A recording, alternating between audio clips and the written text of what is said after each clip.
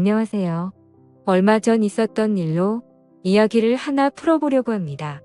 저는 친구와 자주 볼링을 치는데요. 볼링을 칠 때마다 항상 내기를 합니다. 진 사람이 게임비도 내고 술도 한 잔 사주는 그런 거예요.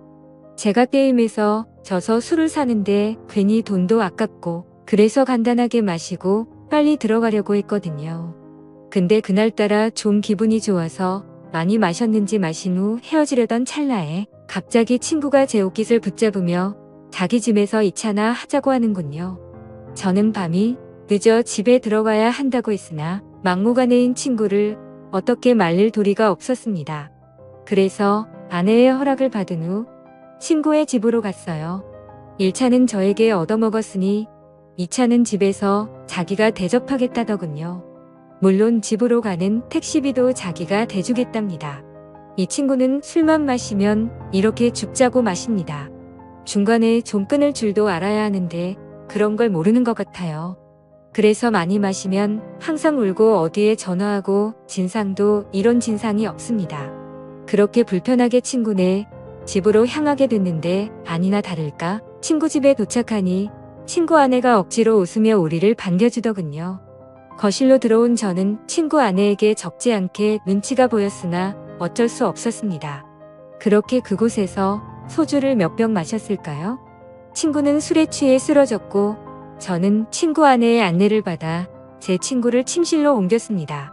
그래도 다행히 오늘은 별 진상을 안 부리고 이렇게 곱게 자는 걸 보니 괜히 고마운 마음도 들었습니다. 저는 친구 아내에게 폐를 끼쳐 미안하다고 했지요. 그러자 친구 아내는 역시 자기 남편을 이렇게 잘 챙겨주는 사람이 저밖에 없다면서 고맙다는 말을 했습니다. 저를 믿으니까 한 번씩 이렇게 노는 것도 충분히 이해할 수 있다고 하더군요. 저는 친구도 술에 취해 들어 눕게 된 마당에 더는 이곳에 있을 필요가 없어 이곳을 후다닥 나가려는데 아침 친구 아내가 바둑 프로를 시청하고 있는 게 보였습니다. 아까부터 시청하고 있었는데 이제야 제 눈에 들어왔던 것이었죠. 저는 호기심 가득한 표정으로 친구 아내에게 바둑을 좋아하냐고 물었습니다. 그러자 그녀는 어릴 때부터 조금씩 바둑을 했었다고 보는 것도 좋아하고 직접 두는 것도 좋아한다고 하더군요. 그래서 어느 정도 두냐고 물어보니 어디 가서 질 정도는 아니라는 말을 하는 거예요. 동네 어르신들과도 종종 뒀는데 비슷한 실력이라고 하는 겁니다. 저도 바둑을 좋아해서 그 말을 들으니 대충 가늠이 되더군요. 그녀가 엄청난 실력자라는 것을. 한 번은 제가 어릴 때 한창 바둑 기사가 되겠다며 학원을 다니다가 자신감이 차올라서 탑골 공원 쪽 어르신들에게 도전을 해본 적이 있습니다. 지금 생각해보면 참 아찔한 도전인데 당시에는 이 정도는 해도 될 줄 알았어요. 근데 그 공원에 시간이 남아 돌아서 서성이는 것 같은 그 어르신들이 사실은 엄청난 바둑 실력자들이더라고요.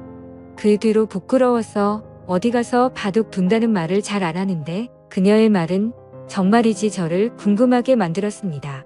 그리고 보통 나이 들어서도 바둑을 하는 사람은 대부분 남자입니다.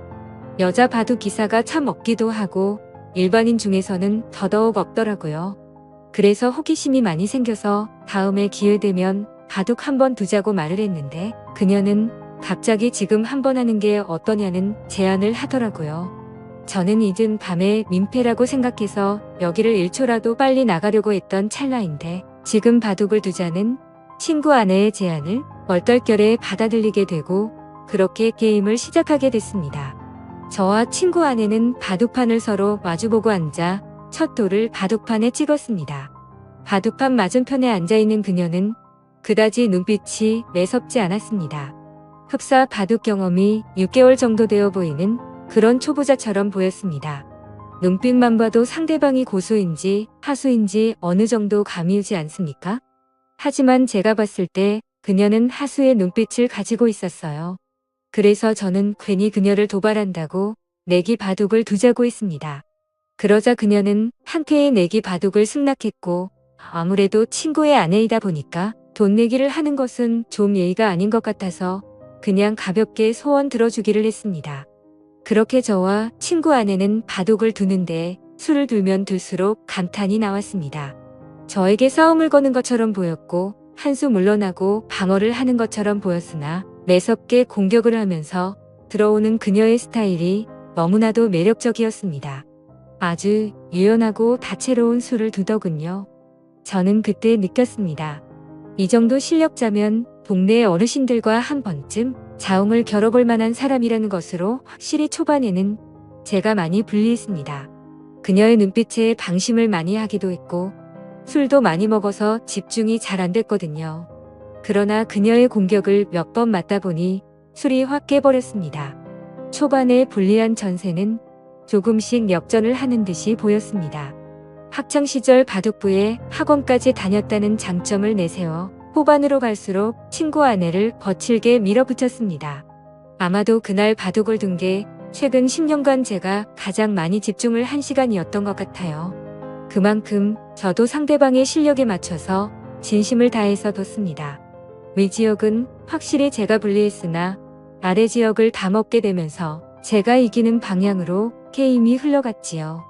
그랬더니 친구 아내의 미간이 찌푸려지며 마지막으로 두려던 제 돌 하나를 빼앗아서 자기 골짜기 사이에 넣더니 바둑판 위에 올릴 수 있으면 올려보라며 못한다면 자기가 이긴 거라며 막무가내로 때를 쓰더군요. 하는 짓이 어찌나 귀엽던지 제 투박한 손은 아무렇지 않게 깊숙한 골짜기에 빠진 바둑돌을 집어들었으나 그녀의 소원이 뭔지 궁금했던 저는 깔끔하게 패배를 인정했습니다. 돌을 던져버린 채 손을 떼며 도저히 못 찾겠다면서 제가 졌으니 소원을 말해보라고 했습니다.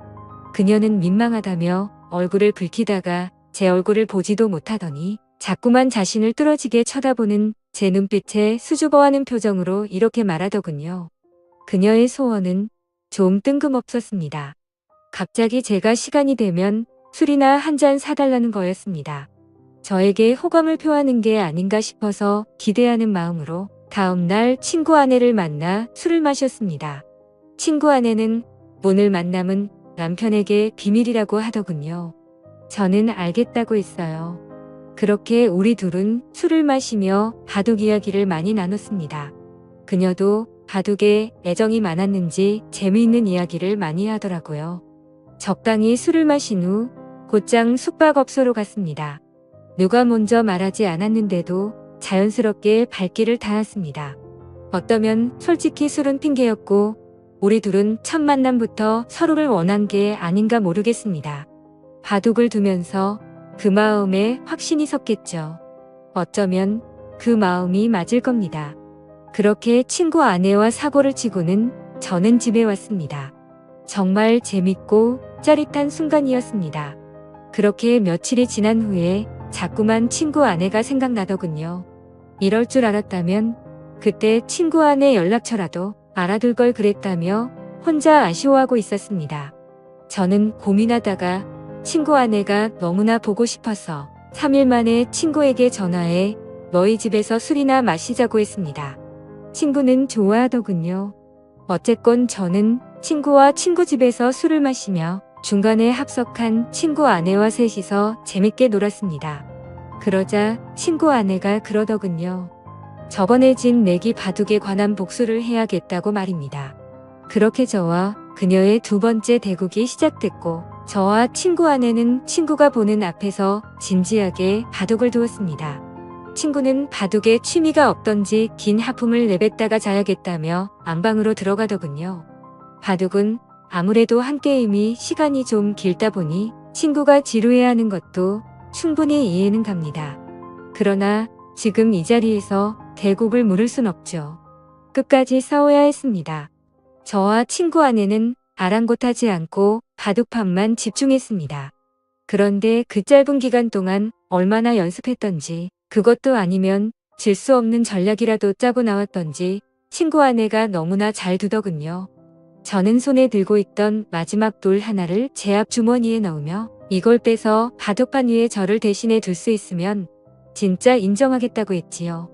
그러자 친구 아내는 거리낌 없이 이를 실행했고 저는 아쉽게 패배했습니다. 깔끔한 저의 완패였습니다. 도저히 방법이 떠오르지 않더군요. 그녀는 어린아이처럼 바둑을 두었습니다. 쉽게 꺾이지 않고 그렇다고 욕심을 내지 않으며 아주 순수한 마음으로 바둑을 두는 게 느껴졌습니다. 잡생각이 많은 어른들은 놓을 수 없는 그런 수를 놓으며 저를 이겨버린 거예요. 저는 소원이 있으면 말해보라고 했지요. 이번에도 내기 바둑이었거든요. 그러자 친구 아내가 갑자기 제게 다가오는데 저는 친구 아내를 밀치며 친구가 앙방에서 자고 있으니 이러지 말자고 했습니다. 지금은 불안하다면서요.